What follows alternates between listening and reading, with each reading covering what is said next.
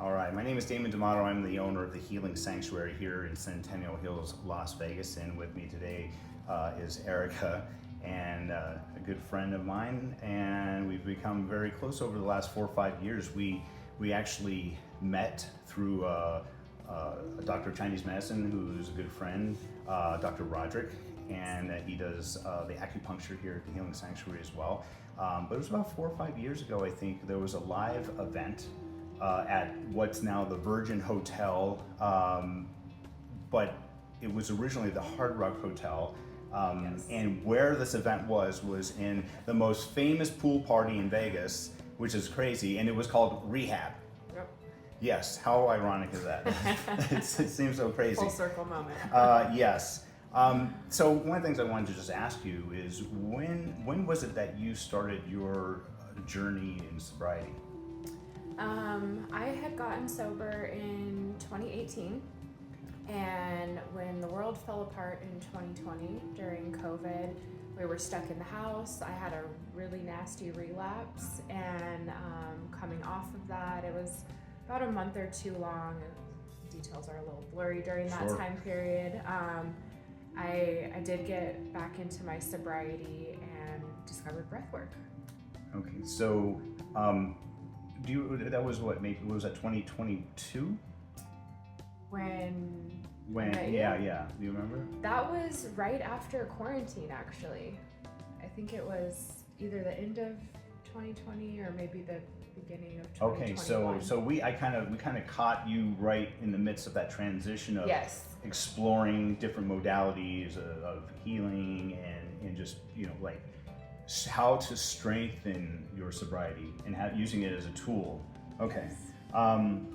So I guess the question is, what was it about the breath that you identified with? Like, what connected with you at that moment? That because I remember I had the same thing happen to me in my sobriety journey as well. When it landed, it was this dun dun dun, this thing that was overwhelming that I knew, even though it was difficult, hence breath work. But it's because it's a thing. But at the end of it, I found this transformational thing. So I knew for me it was like that. So how was that for you? It blew my mind. I had never experienced anything like it before. Like we were just talking about, I was pretty newly sober. I was struggling to stay on top of all of my stuff. I was in a lot of emotional pain, a lot of physical pain. The beginning of sobriety was really difficult for me. Sure. So, especially after a relapse and experiencing a little bit of sober time. So I was really just grasping at anything. And yes, Dr. Roderick invited me to do the event. I had no idea what breathwork was. I had never experienced it before. And there's the sounds, and you're up there coaching us and yelling at us and saying all these saying all these really inspirational things that landed as I'm experiencing this flow of oxygen and the breath holds. I can safely say that's the first time I ever felt like I was inside of my body. I've always struggled being present with myself, present in my body, and it was like, oh my God, I'm in here. Wow. And my brain shut off. I felt this very intense spiritual connection that I'd always been searching for, that I hadn't been able to find in prayer and meditation or anything like that. And to this day, I use my breathwork as my connection and my meditation. Nice. Well, I'm really proud of how far you've come, and I want to say, actually, you are the first to graduate through my breathwork certification, Kinchido. Out of 4 people now that is certified, and you really have to put in a lot of work. There's so much to it to lead other people, because it's about reading other people's bodies, anticipating what is happening in this silent moment of breath, the most intimate thing that we have. We're born with the breath, but oftentimes we're not really aware of it anymore until we bring consciousness into it, and then it becomes this thing. So 2 more questions. Your personal practice, what is it that you do to kind of like keep the self-regulation going, and what does it give you? And then the other one is, how have you been able to help other folks now, extending this gift of breath, the art of breath, to other people either through AA or other programs and folks that you've worked with? Well, you've taught me many different techniques actually. But on a daily basis, I do my 3 treasures. That one, it just does it for me. It gets me grounded, it gets me out of my head, it gets me ready for the day, it relaxes me. I do my yin to fall asleep every night. If I'm having a really intense reaction to something and the wheels are kind of falling off, the 9 breath. I love that one. I'll do it at work. I'll go into a bathroom stall and do it at work if I need to just kind of like reset. When I'm driving, I'm doing my fire focus, the 5 in, 5 out.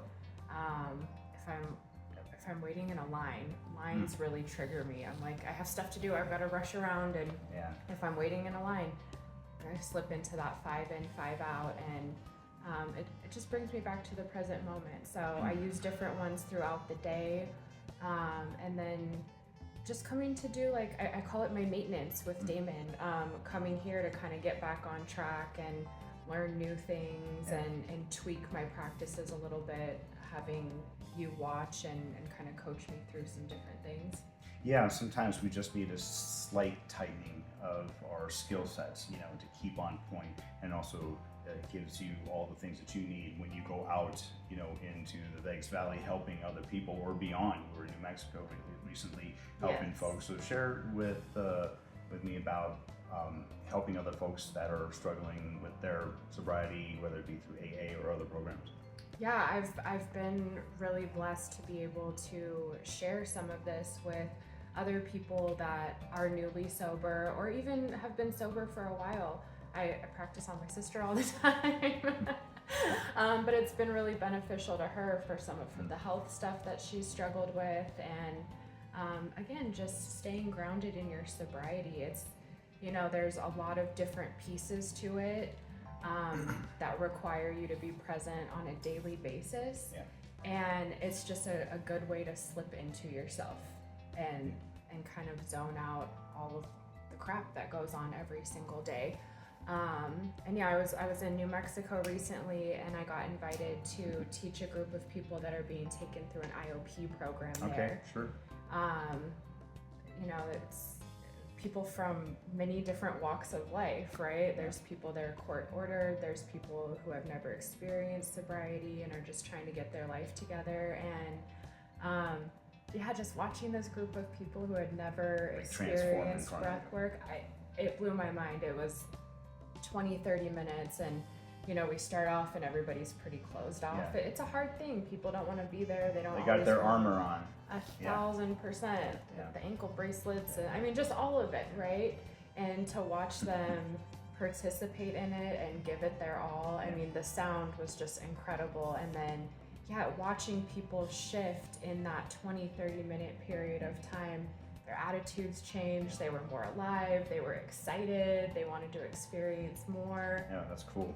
It was very cool. I remember I used to run a post-Ibogaine clinic and was teaching breathwork to people. They're all first-timers, and what kept me coming back for more and pursuing this was being able to see the light change in their eyes.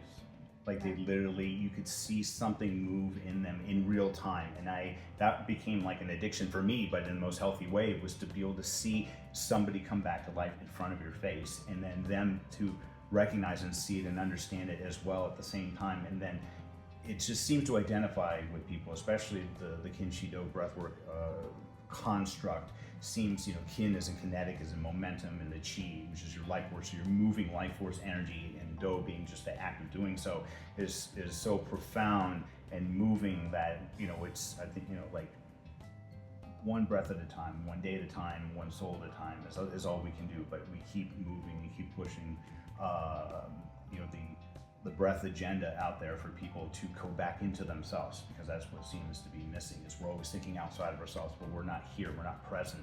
And this allows you to anchor in, and especially through Treasures meditation that you love, is you anchoring in and feeling grounded and rooted and connected again, before we're just like all out there and in our head, you know, too much Shen, right? So yeah, so anyway, so I appreciate you sharing just a bit of this and your passion.